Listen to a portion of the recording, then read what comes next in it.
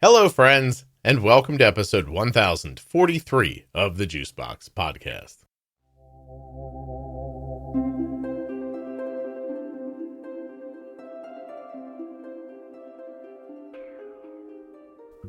Rayma is the mother of a child with type 1 diabetes and the mother of another child who has been called stage 1 type 1 by TrialNet. And on top of that, Rayma was misdiagnosed with fibromyalgia for 12 years when what she really had was something completely different. While you're listening today, please remember that nothing you hear on the Juicebox Podcast should be considered advice, medical or otherwise. Always consult a physician before making any changes to your healthcare plan or becoming bold with insulin. When you support the Juicebox Podcast by clicking on the advertiser's links, you are helping to keep the show free and plentiful. I am certainly not asking you to buy something that you don't want, but if you're going to buy something or use a device from one of the advertisers, getting your purchases set up through my links is incredibly helpful. So if you have the desire or the need, please consider using Juicebox Podcast links to make your purchases. When you use the offer code JUICEBOX at checkout, you will save 40% off of your entire order at CozyEarth.com. Get your clothing, your towels, and your sheets from Cozy Earth and save 40% with the offer code JUICEBOX. This episode of the Juicebox Podcast is sponsored by Touched by Type 1, and their Dancing for Diabetes event is on sale right now. touchedbytype1.org. Do you love dancing? Do you love helping people with type 1 diabetes? You're going to love this. touchedbytype1.org. Click on the events tab. Get your tickets. They will go quickly. touchedbytype1.org.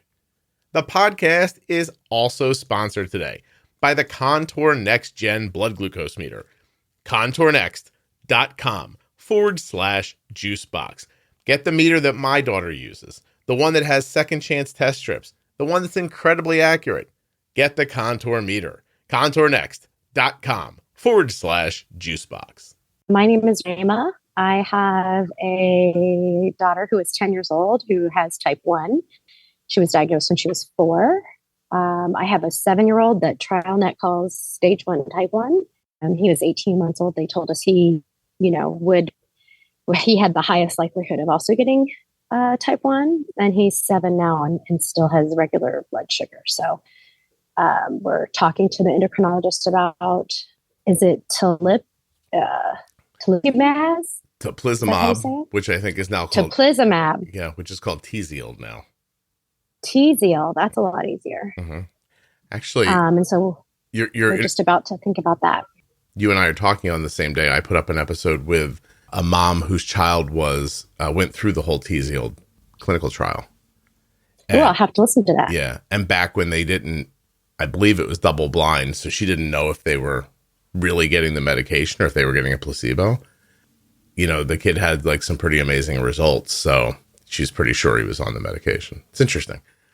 We're really interested because he has normal blood sugars right now, but he has all the antibodies. And so technically, from what we've been told, when he turns 8, he'll be eligible. So it would be like a real true prevention type of a situation versus early intervention. Well, yeah, they were just on. I wouldn't usually do this, but last week, I have to find it for you. Episode 842. 842. Okay. Yeah, we'll definitely listen to that. Yeah, Lenny Ramos came on. She's the CMO of Prevention Bio. They brought the drug to market, and she talked all about it.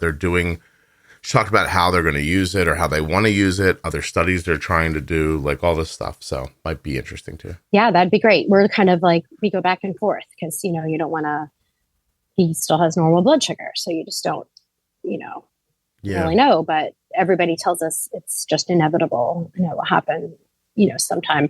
And then to make things worse, we avoided COVID this whole time until right before Christmas. And so he just had COVID as well. So I know that can be a trigger.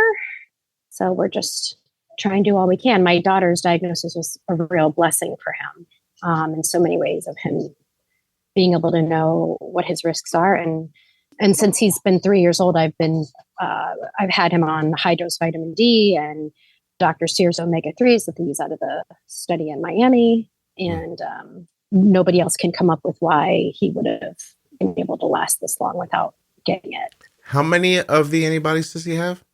He has all 5 right now. Wow. At 18 months old, he had 3 of the 5. The first one, he had 2 of the 5. Then he had 3 of the 5, then 4 of the 5.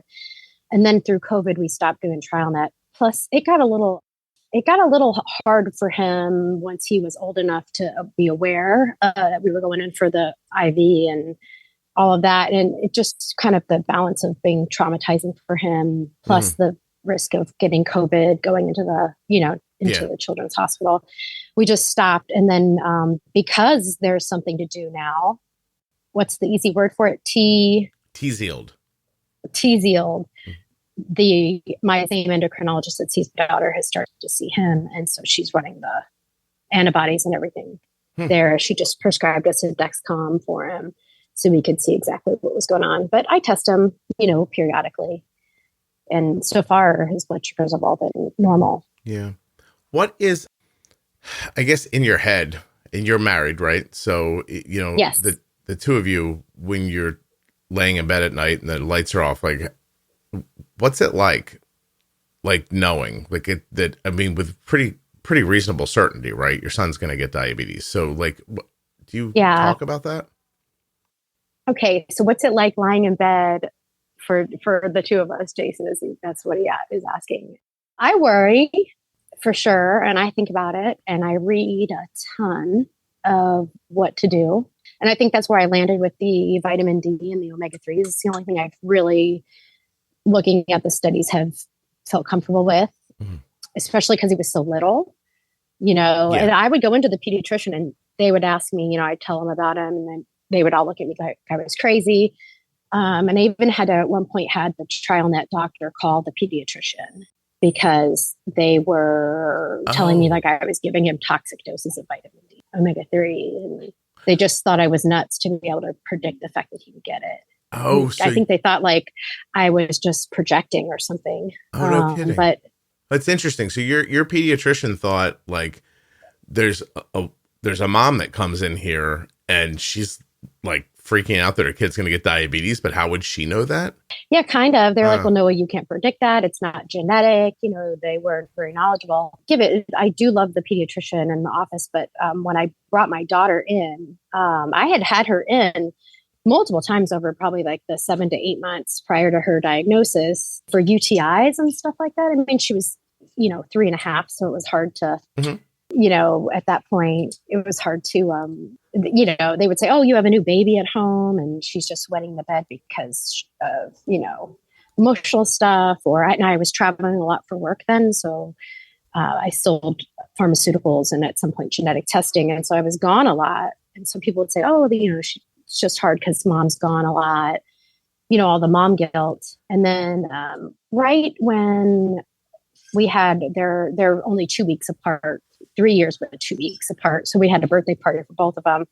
She threw up that night and it was like 3:00 in the morning and it was actual cake still. And I knew enough about medicine. I'm not a medical person, but I knew enough from always being in the medical field, selling things, for almost 20 years at that point. I knew enough to know like you should digest your cake, by then. Yeah.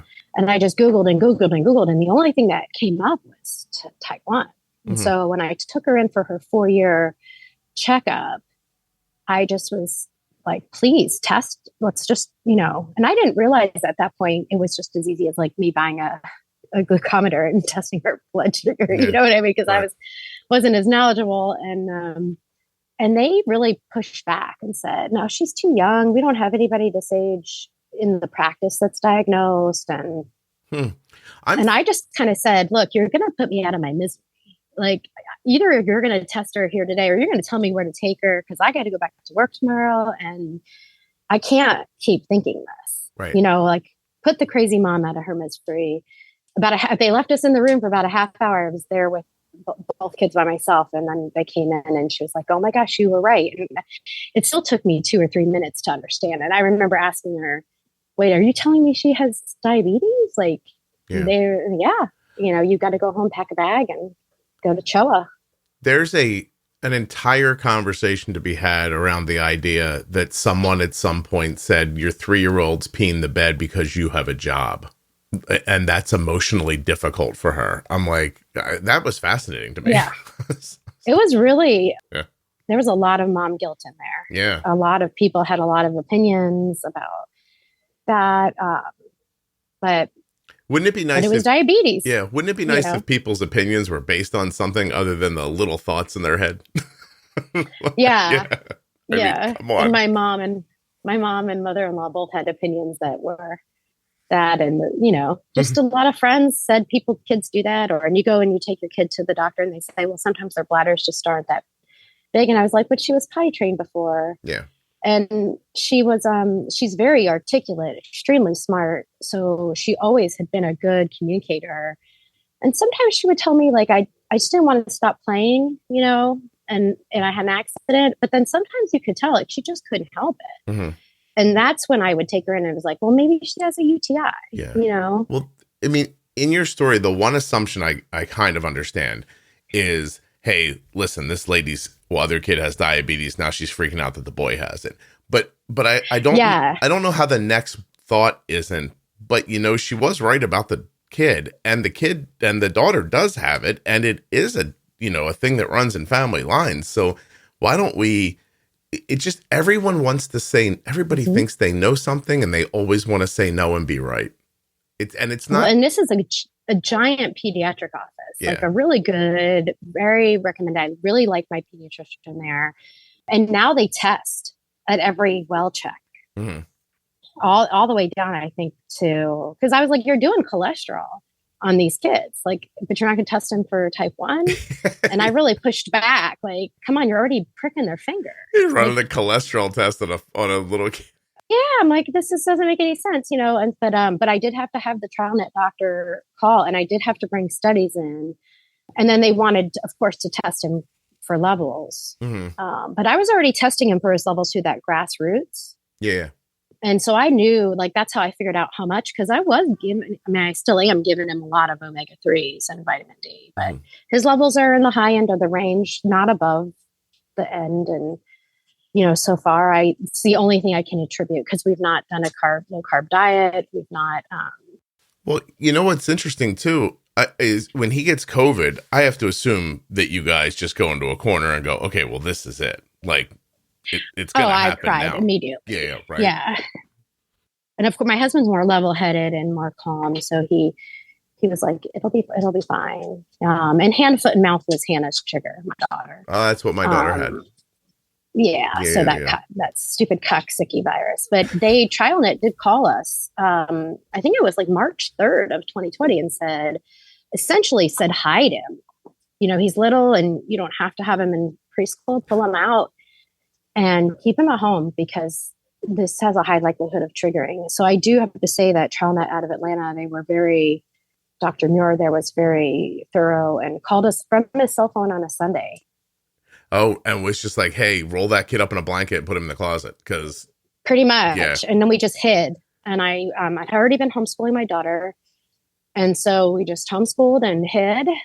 And luckily we had a great environment to do that. And then they got vaccinated and we all did that. And then we got that. I thought we were good. I have autoimmune disease that we know now too, which was called fibromyalgia by the doctors for 12 years, until I had a first degree relative with autoimmune disease, my daughter. And then all of a sudden they ran the right testing, and sure enough, it's autoimmune. And so, her diagnosis was devastating in so many ways, but really has helped and been a blessing to our family. It's shined a light on for a number of other people, right? It gets everybody thinking in the right direction. Well, and then all of a sudden you're like, okay, autoimmune disease. All right. Yeah. Well, my husband and I both have autoimmune disease on our sides of the family. They're just not type 1. And, right. Then it all starts to make sense. That you lived with a fibromyalgia diagnosis for 12 years. And what was really wrong? Psoriatic arthritis and something called POTS. POTS.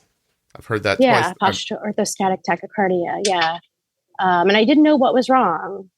It took a number of doctors and a lot of time and effort. And I don't work anymore because of that.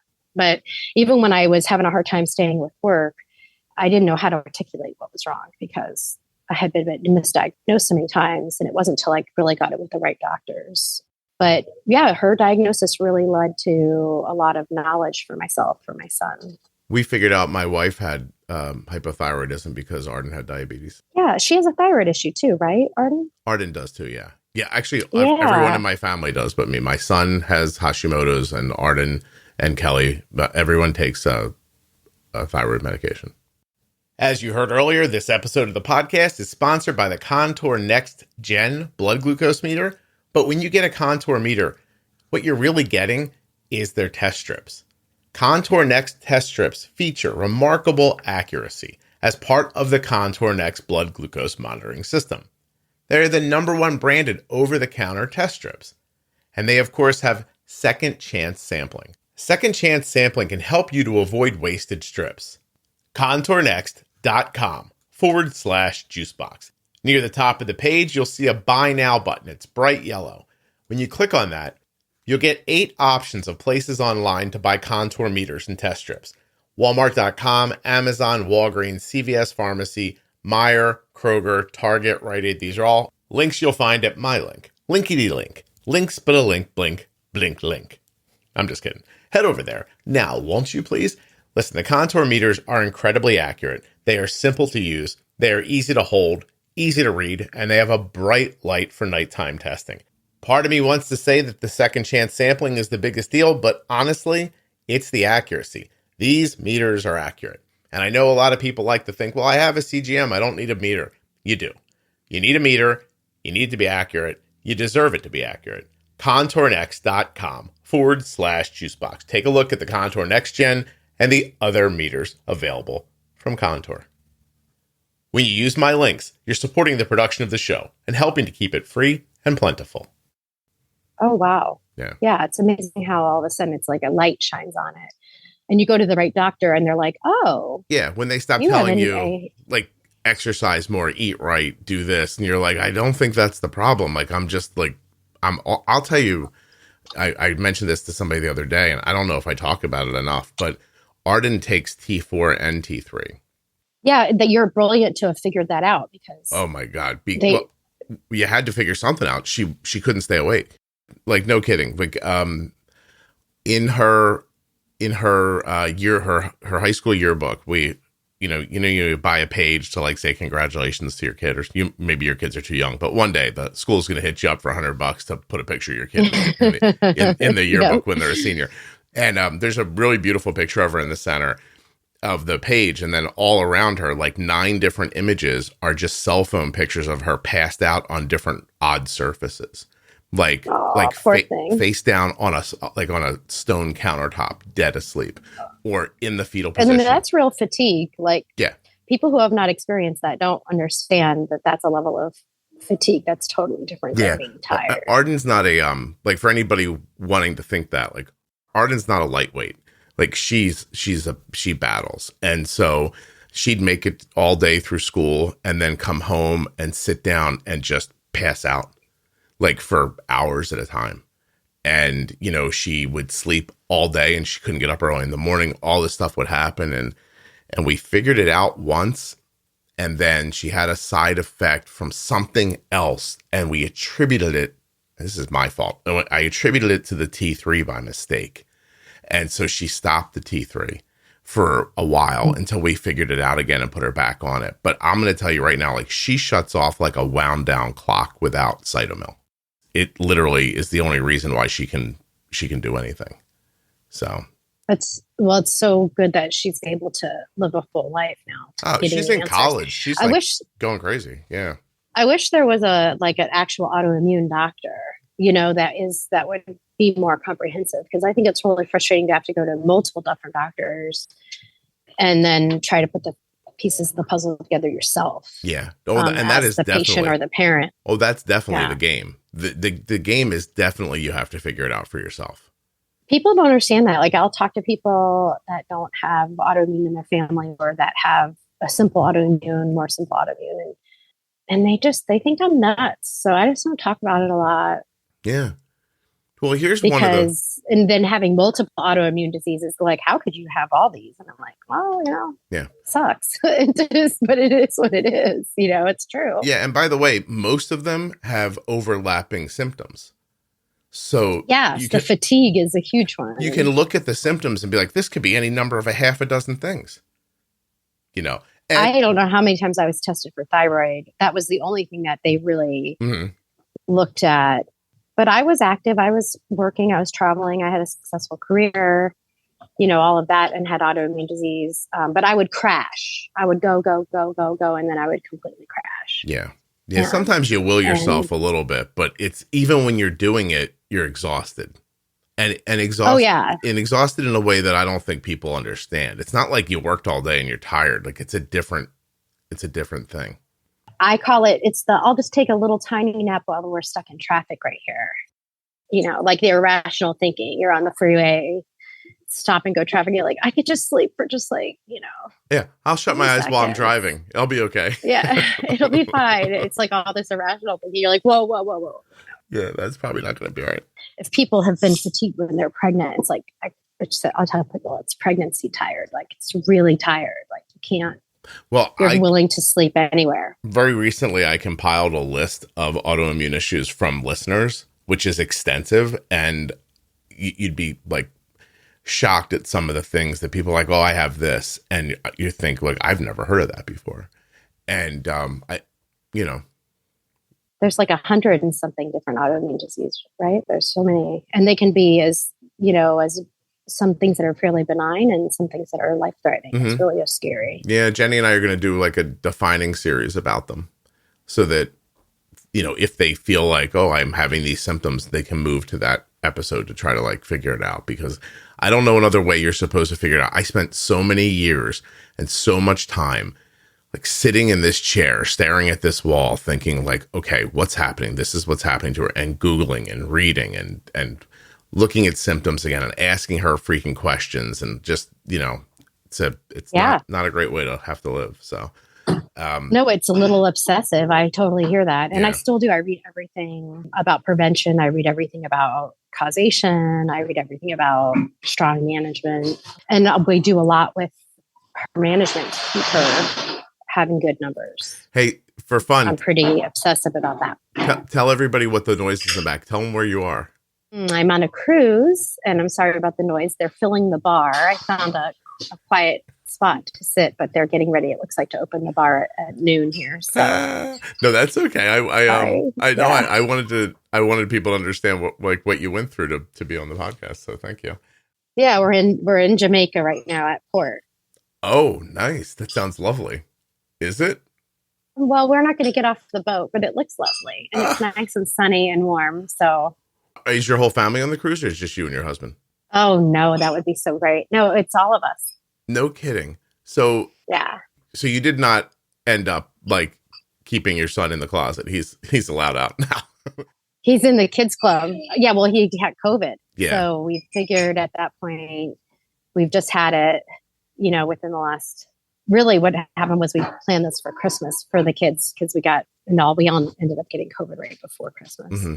So it made sense to go out and venture, figuring we've all been fully vaccinated and we've had it. So we probably have a few months at least before we can get it again. Well, I don't know if that's how viruses work, but good luck. And but I think I do want to ask you about that, though. So sure. I mean, obviously you did everything you could, right? Like he's got all 5 autoimmune antibodies. Like these markers are sitting there telling you this kid's like getting type 1 diabetes at some point. And you're doing what you can. Oh, yeah. You're supplementing the best you can. COVID comes around. You're like, oh God, get in the house. Like, that kind of thing. Mm-hmm. At what point do you just like, is there a point where you just say to yourself, like, what are we doing? Like if he's going to get him, like, do you ever have that feeling? Like if he's going to get it, let him get it, or do you, what's my question? No, I think what you're asking is like, okay, maybe this answers it. And if not, you can ask it a different way. But I think we figure every day we prevent him from getting it is a win. And it's so labor intensive. And once it's there, I guess we've resigned to the idea that all the prevention is worth it if he buys him more time. And right now he has to be 8 before he can take the T-field. We got to make it till May. Oh, okay. But I think, my daughter goes through so much, how it is, especially, between Dexcom and pumps, and then there's always problems. And so then you're doing shots and, you're up all night and all that stuff. So I think that, every day that we can save him from having to go through that is a win. You're just trying to, so it is as simple as you're just trying to create more days without type 1. Correct. Yeah. I think that's where I've landed. And, it hit me really hard at our last endo appointment, and she's great. I really love our endocrinologist, and she kind of said something to the effect of, I've never seen anybody go this long with the antibodies and not get diagnosed. And it was really a positive. And then afterward, it hit me really hard, and I really emotionally had a hard time for a few days, just with the reality of it. Yeah. Is that because it felt like there's no way we can keep this going much longer, if that's her feeling? Yeah. I was like, for lack of a better way, it was like, this sucks. Yeah. I knew it sucked, but denial is a wonderful coping mechanism. And it was a compliment. I mean, she didn't mean it in a negative way. No, I understand. But it was still like afterward, I was emotionally like my cousin had called me with something else emotional, and I just had to tell her, I can't even talk to you. I can't even articulate what's going on with me right now, but I am not going to handle anything emotionally well for a couple days. If you're looking for support on your thing, all you're going to get is a crying person on the phone. So please stop. It was like, I'll apologize and then I'll just start crying. Okay. So if you're mad at me, please give me a couple days. And I'm sorry, but I didn't mean to make you mad too, but please. Please just understand. How much of your bandwidth do you think you're giving up to keeping your son as safe as you can? I think autoimmune disease in general takes up the majority of my bandwidth, just between myself, Hannah and Owen. But I think for him, I'm giving him the vitamins every day. We're constantly washing. I kept him homeschooled, not because I necessarily wanted to, but because I felt like it was better for him with COVID and everything else. Mm-hmm. So I'd say maybe 20% of my bandwidth, and then another probably 40% goes to my daughter's type 1. All I can think about is, here's the one, and I'm imagining you've thought about this. So I'll tell you what I'm thinking about. You'll tell me if you've considered it. That there are so many people walking around who have not had antibody testing, who will one day get diabetes, but might not. But I've spoken to people who've gotten it in their 50s and in their 40s and their 30s. And do you ever do that? I know you said earlier you think that the effort's worthwhile, but do you ever think about what if this is in his head for the next 30 years and he doesn't get diabetes till he's 40 years old, and we spent all of this time? Oh yeah. We talk about it all the time. And then I have a lot of friends who haven't antibody tested their families at all, and they have siblings or themselves. But I'm a like to know person, and I believe in science. Mm-hmm. So I sold science and genetic testing and everything, and I believe in it, so I am a want to know person. Yeah. And that's what I figured out over the 6+ years is because, at first I was like, what do you mean you're not going to test your family? What do you mean? You have a younger sibling, older sibling, and mm-hmm. It just seemed crazy to me. But then I figured everybody's personalities are a little different, and, respecting those boundaries. But somebody sat behind us at lunch yesterday, and he was diagnosed at 44. Right. He's wearing a Dexcom and MDI because he's not quite ready for the pump. Because that's how I was like, well, when were you diagnosed? Because he was saying he's not ready for a pump yet. And I was like, oh, okay. So it had only been a couple years, but he's not carrying around a glucagon. He's not carrying around vaccine. He's got chocolate chip cookies for his lows. So my eye twitch, my eyes twitching while I'm talking to him, and I'm texting them our cabin number. If you ever have an emergency, if he starts throwing up, I've got vaccine in my room. Call me. Well, yeah, everybody manages differently, and everyone's understanding of it is different too. I mean, honestly, if you can catch a low with a chocolate chip cookie, my first guess would be that he doesn't drop fast a lot. So maybe he's not using on MDI too. Well, maybe he's not using that much insulin. Like maybe or maybe he's running high. Yeah. So a lot of people run real high, and that's, different too. I tend to try to keep her, more in range. Mm-hmm. So we tend to have more lows. I'm certainly not here to tell anybody how to live. You can keep your blood sugar wherever you want to, but I also have had 100 conversations with people who thought that at one point too, and now wish they could find a time machine. So, Well, that, and I figure she's going to learn, 4 years old, she's going to learn how to manage from how we manage. Yeah. And so I want to try to set the right example. You know what I mean? I know she'll rebel at some point, but hopefully she'll swing back to, I want my A1C to be as close to 6 or as we can, Now, I know earlier you said that one doctor told you they can't believe that your son's had these antibodies for this long and hasn't been diagnosed yet. But has anyone from TrialNet said how, what's the longest they've seen somebody with 5? No. And they're always shocked when we talk to them, but because they gave him the highest percentage at 18 months old, that he was greater than 50% to get it in the next 5 years. And that was when he was 18 months old. And that's the highest percentage they'll quote. Okay. So, that they kind of just said he will. And what he keeps asking, well, when do I get a cell phone? And we always say, well, when you get diabetes. So we try to make it positive. And so if there's any positive part in it, Kid's getting Instagram along with his diabetes. So, right. Well, Hannah's had an iPhone since she was 5. So it's a little bit different of of a thing. So at 10 years old, she's pretty good with her phone, and we just try to make any positive joke we can make out of it for him. And when he says, will I get diabetes? We say, well, we don't know, buddy, but the chances are really high, and your sister gave you a great gift of knowledge, and that's why you take the vitamins, and we're going to keep monitoring you. And that's why you're getting blood draws. We just try to be as honest as we can so that he can be mentally prepared. Yeah. Well, but so while being positive, how well do you think he's handling it? Fine. It's the only life he knows. He doesn't. You know what I mean? We've been talking about it for so long, and he watches her. And sometimes he pretends to have diabetes. He wants to be like his sister. So, if there's an empty pen, he's carrying around pretending he's giving himself shots. He asks to put the Dexcom on, on occasion. Sorry, that ice? Yeah, it's totally a giant thing ice. Yeah.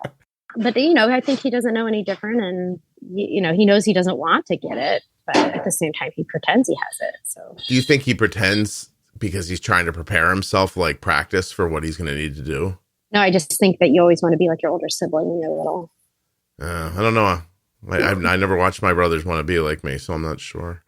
I don't know. I'm the only child, so I can't really talk about it. But I see that a lot of kids just really want to be like their older sibling. So here's my take. That's what I attribute it to.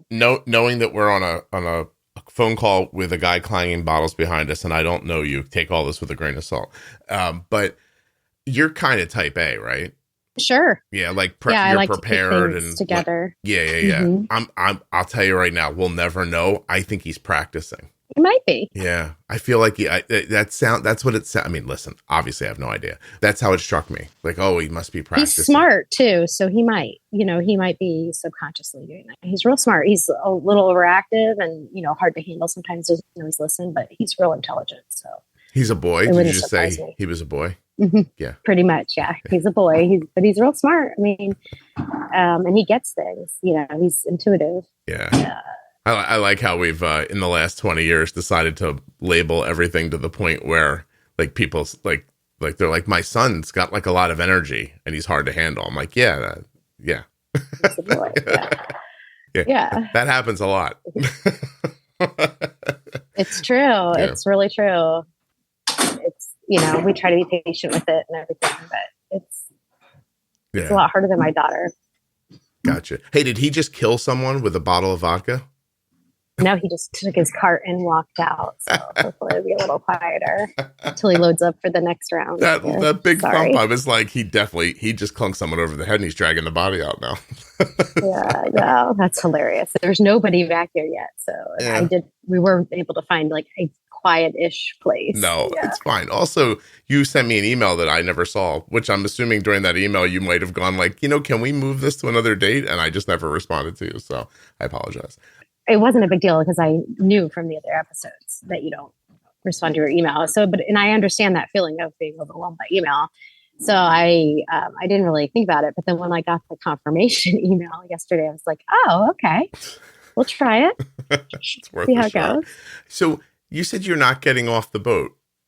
Where is the boat going? And do you get off anywhere? We're thinking about maybe getting off tomorrow in Haiti because they have their own little private island, like beach. We just really wanted to get warm, get out of the cold weather. And then since we just had COVID, we wanted to do something, because we had been so limited. So, and we like to travel. So this seemed like we would try a cruise and see how the kids did. And they liked it. And are they liking it? So far, yeah. We're just kind of like eating. I'm happy not to cook and swimming, and my kids enjoying it. Can I tell you one of my activities? I have a cruise experience that I'll never forget. And it's the only memory I have of the entire time we were on that ship. It's a kid took a shit in a baby pool. And then everybody panicked and ran away, and they drained the pool out. Some poor guy had to wander in there and retrieve the poo. And then they cleaned it and filled it back up. That's my only memory of that trip. Oh, man. I was on that trip for days, and as I think back on it, I can only remember that happening and nothing else. I hope you have that was the I hope you get a better enduring trauma point. Yeah, a better enduring memory than I have. Yes, so far it's been good. We've got a couple more days, and it'll be a nice kind of getaway for everybody. Yeah. Does your daughter have any reactions to the idea that her brother's going to get diabetes? Does she ever talk about that? No, not really. We've talked a lot about her giving us all the gift of knowledge, and kind of kept it positive. Mm-hmm. She really did. Give him the gift of knowledge so we could try to intervene and then change the course of what I was diagnosed with and how my treatment and management went. So yeah. We just really try to keep it focused on that. And okay. No, I was just wondering because if she had concerns or thoughts about him, I would jump to the conclusion that would mean that those are the things she thinks about for herself. So I was just wondering if any of that ever happened. I was looking for some insight into no. her. No. Okay. Nothing that she's verbalized. I think she has said to him, it sucks. But then she's pretty quick to talk about, but you get a cell phone and you get to eat all these treats, and there's always candy around because we didn't do any candy. We did no juice, none of that before. Oh, I see. Because I just figured you didn't need to. They were little kids, and we ate really healthy. Do you still? It just happens to be candy now? Mostly, yeah. We still eat pretty healthy, but we do. I feel like we're much more liberal now because I hate to say no all the time about food and make it even more weird, because I think that you already have a weird relationship with food when your family's rushing in the middle of the night and be like, please drink this juice or hurry, eat this yogurt, and they're asleep. Like what in the world? You know what I mean? Nobody, 99% of everybody else is like, no, you can't have anything to eat. Wait till breakfast. You know what I mean? But we're like, just do it. Most people will never eat a yogurt in their bed at 3 a.m. That's for certain. that's not or have your parents be like, you must drink this juice. If you don't drink this juice, I have to shoot you with this needle. Please drink that juice. Do you see a lot of lows like that are panicky, or no? We do.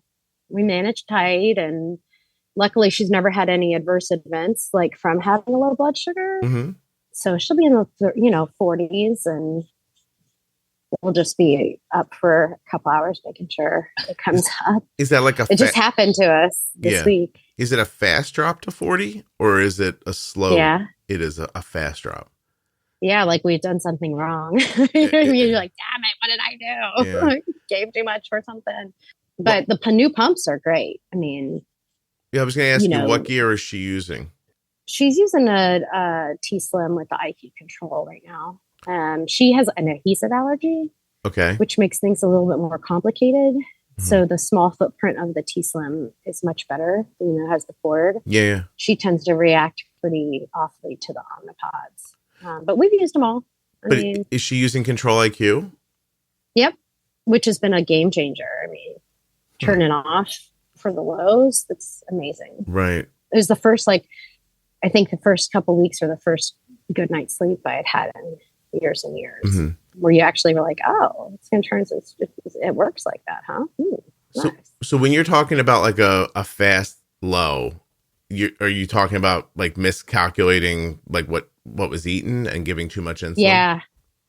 Yeah, swagging it wrong. Mm-hmm. You know, that's usually or for whatever reason, her body metabolized it differently, you know, that time. But well, what did we just figure out on the cruise here? There's like a thing of sugar-free syrup and regular syrup, and she had been using the sugar-free syrup, but we had been dosing for the regular syrup because we didn't realize it was sugar-free. Oh, well, you know, little things like that. Yeah, that'll make you low.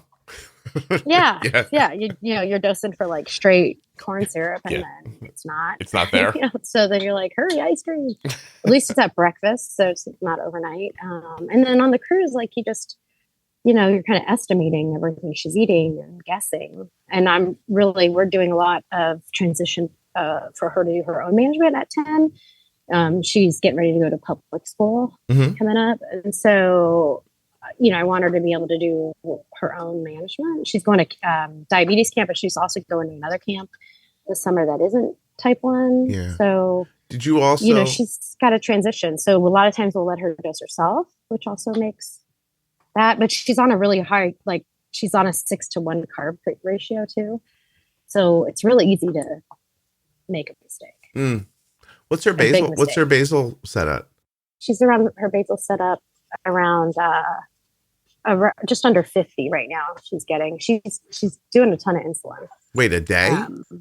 Yeah. She's doing, I think it was 44.6 or something of course the pump just went in the ocean right before we were getting on the cruise, and I had to get a new pump overnighted. So I just did all the settings again. You threw the pump in the ocean, not on purpose, I assume? No, she ran in the ocean with it on.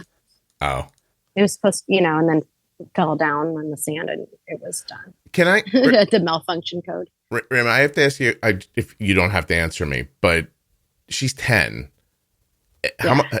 Will you tell me how much she weighs? About 120 pounds. She's like an adult. Yeah. She's the same size as I am. Does she have periods or anything like that? Not yet.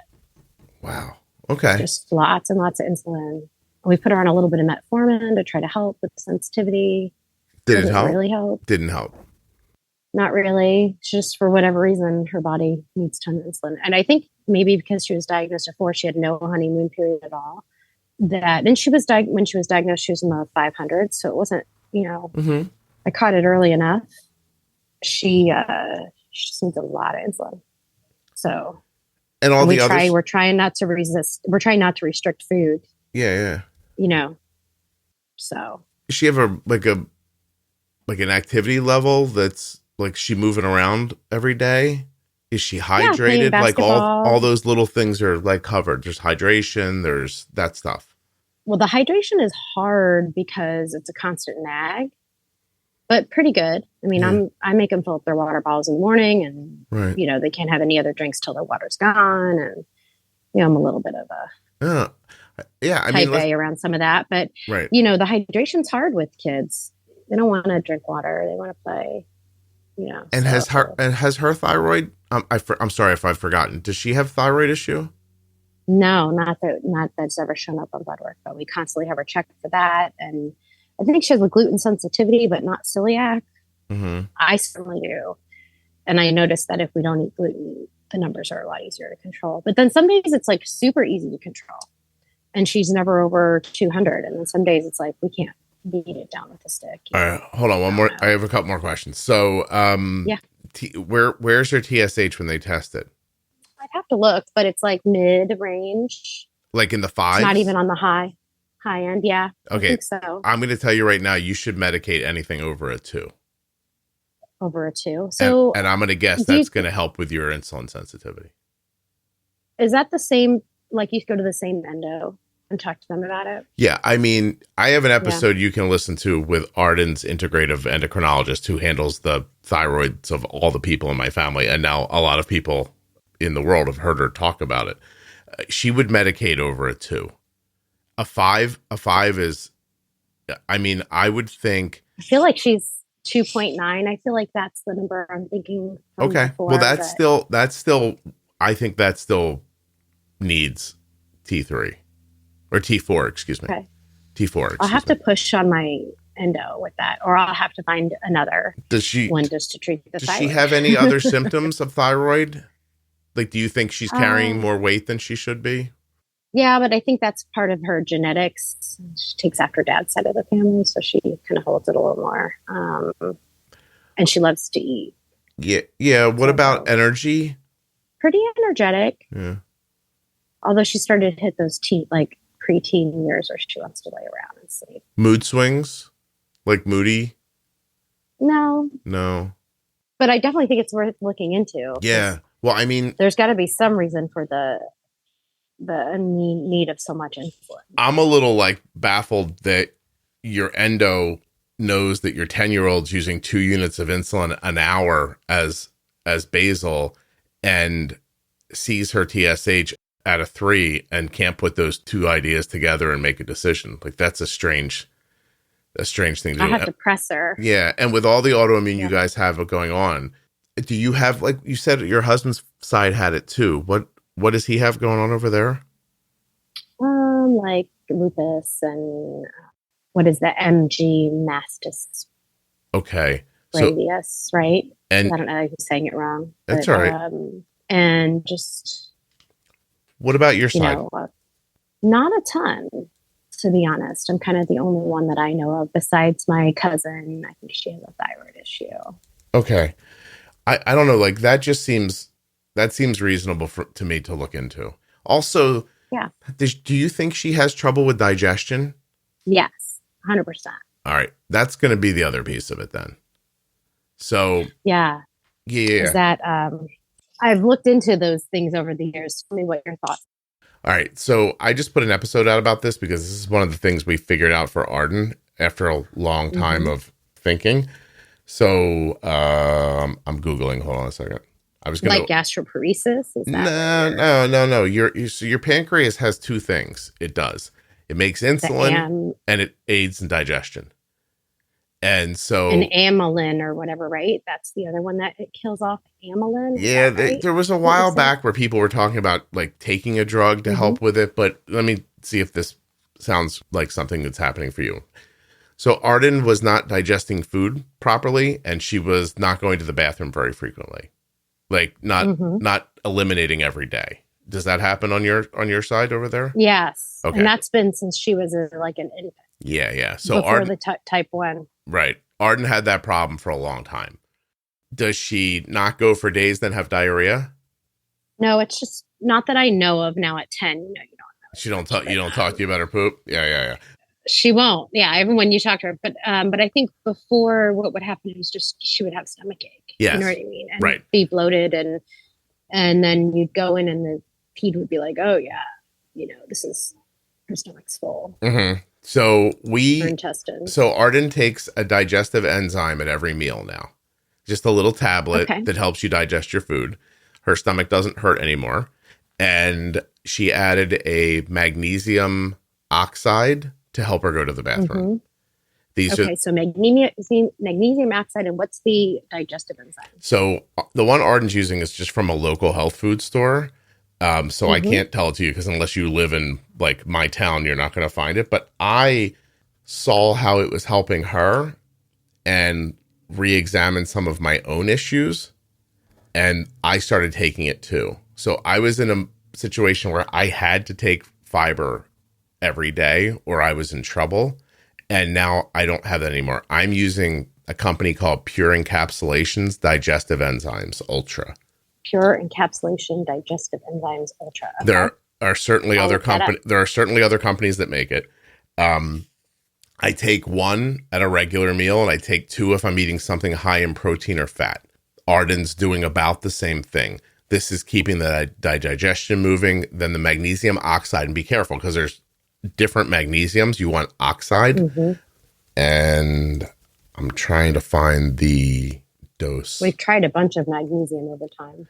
Yeah, well, I made them. And fiber doesn't seem to do any difference. No, fiber, as a matter of fact, when your digestion's screwed up, fiber can back you up more because it also can't digest the fiber. Yeah. I remember before the type 1, we'd take her into the pediatrician and explain it. And they'd be like, well, just give her more fruit. I'm like, you don't understand. I haven't given her anything but fruits and vegetables for days. Like, you think like I haven't tried all that stuff at home before I came here. You know what I mean? Like, I'm here because none of this other stuff is working. And then they said Miralax forever. But then if you read about that over time, that's really not healthy for you. No, those things are supposed to be, they're fixes for a problem. Like you take Miralax if you get into a bad situation, right? You don't want to be taking it every day. Listen, I'm not a doctor. I'm almost an idiot. But if you add a digestive enzyme to that kid and the magnesium oxide to get her going, I would be surprised if that didn't also change her insulin needs.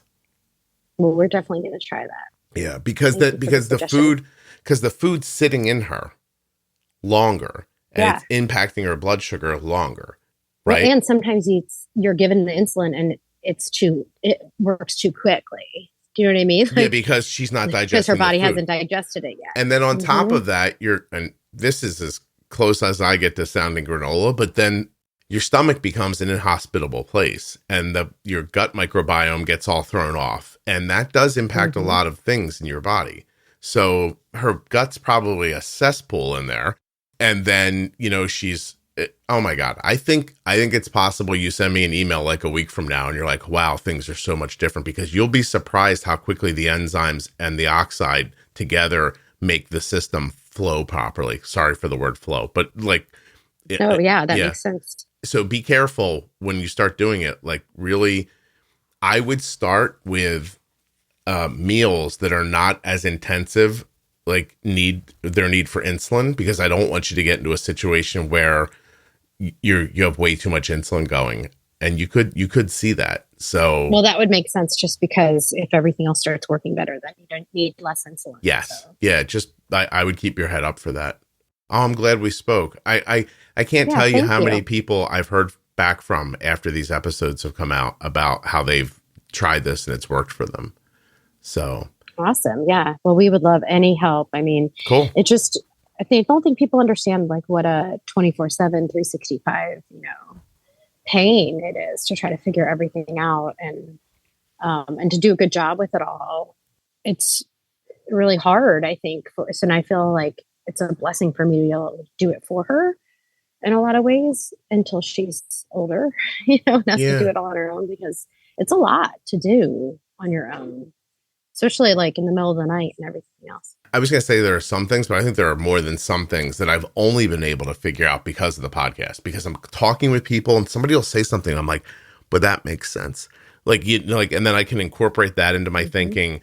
And I think we came to a number of Arden's like resolutions because I've had so many of these conversations, and I've been getting like hearing people's stories where you're like, wow, you don't digest food right? Your stomach hurts? Like, okay, like the key is to not get like locked into like, well, this happens to people, so I guess this is what's going to happen to her. I was always coming from the perspective of I'm going to find a way to figure this out. So well, that's the whole idea behind the podcast, right? Is to like share the experience. I think that's why you're so popular and why people like it so much, is that it's like shares your experience, gives you other things to think about. And like you said before, everybody manages differently. Yeah. And so you learn about how other people do things and what they go through and how they figure things out. Right. It's also about having real conversations and not just like going through a bullet list of things, I mean, we've all heard other like media somewhere where you just realize like the person who's there as the guest came in and said, here's the things that I want to talk about. Then the host isn't really a host, they're just reading questions and they're going back and forth, and it's all kind of canned and pre-planned. But we don't get to your daughter's stomach issue today. It's not on the list of things that you told me about. Like, if we don't just have this like conversation, like I hear things and I'm like, wait, that doesn't make sense. Like, listen, there's no shame for how much insulin you need. I don't subscribe to that, but it does not make sense that your daughter's using 50 units of basal a day. It just doesn't. Yeah. Like, there had to be something else. For a long time. Yeah. There had to be something else. We were just talking about it with her endo, recently. She double checked the thyroid. So I'll have to go back and double check that again and see. Yeah. And then I'll try the digestive enzymes for sure. Digestive enzymes, the magnesium oxide, and the thyroid. And I want to hear back from you. Send me an email. I'll actually pay attention to it. I swear. I'm teasing you. I'm sorry. You did originally. I'm sorry you didn't. I didn't see that last one. I apologize. That's okay. You're busy. It's a good sign of success. That's really lovely. Well, I'm going to say thank you very much for giving up an hour of your vacation for this and sharing an interesting perspective of obviously some different ideas and things that a lot of people don't go through. The thing with your son's antibodies is just, I'm sorry, it's his life, but it's fascinating to listen to, Yeah, it should be interesting to see if we can, like, if he's in the age of where medicine is caught up with us just enough, where we can actually prevent it for him. Would be over time. I'll tell you, yeah, like, I know it would mean a lot to you, even if it got put off for a year or something like that. Like, but, I asked a question. If you go listen to that episode with Lenny Ramos, I said, do you have any like hopes that this can work longer for people? And she can only answer what they've said publicly and what they've, what the FDA has cleared them to say about the drug. So she can't answer, but I thought, like, I wonder what her real thoughts are about, like, how long might this be able to work for people? Well, I did listen to another podcast, and I'm trying to think of what the name of it is, but it had one of the researchers that was involved with the clinical trial. And what she did was did data meta-analysis, I think it's called, where she went back through all of the data points. And she was suggesting that you would use it kind of like cancer treatments. So you would give a dose and you would monitor the antibodies. Mm-hmm. And as the antibodies started to creep back up again and increase, or A1C started to increase or whatever, you kind of do it again. You would give another dose. Yeah. And that you would kind of keep it at bay by managing it that way. And, it seems like a lot because it's an 11-day infusion, one every day and, all that. But really, if you think about it, if you only had to do that once every few years, then it would be a lot better. Yeah. What the hell? Management of diabetes, 65, 24/7. So like we might be on the edge, and then that might, what if that prevented it for him, for his whole life? And that would be totally worth it. And they're talking about even having home health come in because we don't live that close to our endo.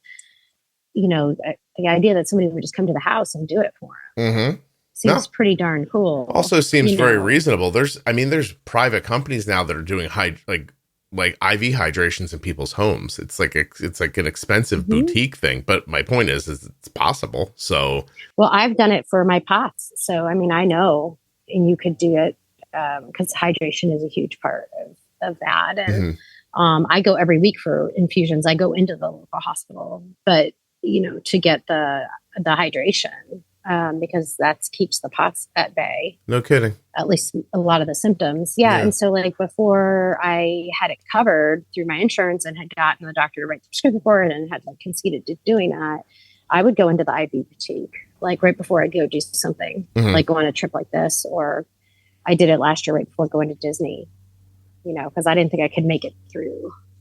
Yeah, you kind of wanted to get jacked back up again, and So I went in and had the 2-hour hydration. So I think we're getting there, with being able to do things, but you have to be proactive. I think that's the biggest part that I've learned is that it does take up a lot of your bandwidth, like you asked me before, because it's, if you want it to go well in any of these autoimmune diseases, you really got to be your own advocate.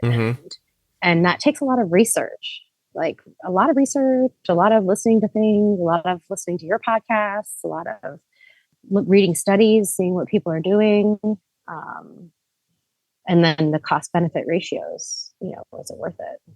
There's no written down answer. Like you're not going to walk into a doctor's office and say, I feel like this, and this, and the doctor's going to go, oh, amazing. That's this right here. It just doesn't work that way. You really have not unless you've been figured out yourself or somebody else and you've been waiting on the waiting list to go see that specialist. Yeah. That's the only time I've ever seen that happen. Mm-hmm. I walked in and finally saw the right cardiologist, and he was like, well, of course you have this, Yep. But it took me a year to get in with him. And he was like, yeah, it's just like every other patient I see all day long. It's all have the same, same problems. And it's this, you know what I mean? I was like, oh, okay. But in a regular scenario, just walking into your regular doctor, you're going to get told like whatever's top of their mind or even kind of fashionable to be thinking about at the time. It's a lot of hit and miss. If you have POTS, you're going to get anti-anxiety medicine right away because they're going to look at your heart rate and think, at least that's what happened to me. You have fibromyalgia, you have anxiety, you work too hard, here, take some Xanax. And that never helped. At one point, they made Arden take a POTS test. Because the tilt table? Yeah, because of what ended up being what she needed T3 for her thyroid for. It looks like a lot of things because it's that increased heart rate. And it really wasn't until I got on the right medicine that my life changed. And I still have to be really, really careful.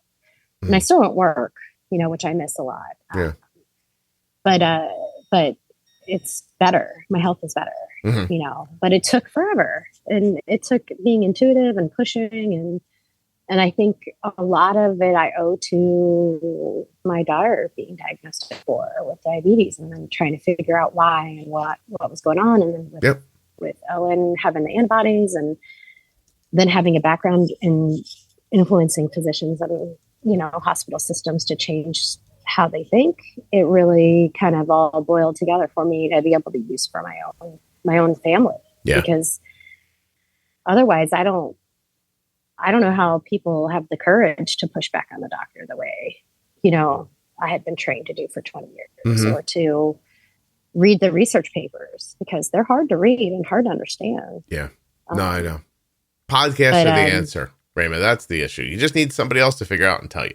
So we'll try. Hey, that's why you're on. Podcast has been so great. Thank you. Yeah. And it's been it's only been maybe 5-8 years since podcasts were really popular. So it's just like the internet. Like prior to that, we were all just lost in our own little silos. And it's amazing how beneficial it is to be able to share your experience and hear from other people and be like, oh my gosh, and that's exactly what's happening to me. I'm not alone. No, I believe in it. I really do. So, okay. Well, Rayma, I'm going to say thank you. And I'm going to jump off now. I have to do another recording in a little bit, but this was really nice of you to do. I'm assuming it's nice and warm up on the deck of that boat and you're in that bar. So I appreciate this very much. Well, no problem at all. I'm headed there now, and I appreciate you, and thanks for having me on, and I'll keep you updated on how things go with everybody, and thanks for the suggestion. I would appreciate that. I would really love to know. Yeah. Maybe I'll have more to share with you after Owen goes through the prevention too. We'll see. Yeah, great. Let me know. I'm interested. Okay. Thanks, Scott. I appreciate you. Have a great day. Have a great one. Bye. Bye.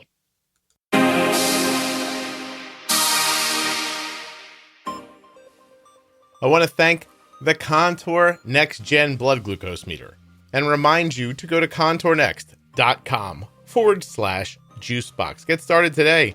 May even be able to buy online right there with my link, and your stuff could be cheaper in cash than it is through your insurance. What do you think of that?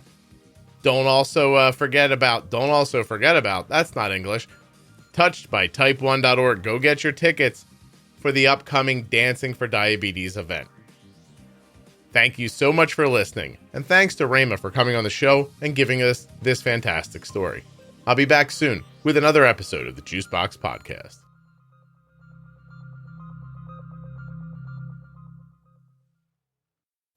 If you or a loved one has been diagnosed with type 1 diabetes, the Bold Beginnings series from the Juicebox Podcast is a terrific place to begin listening.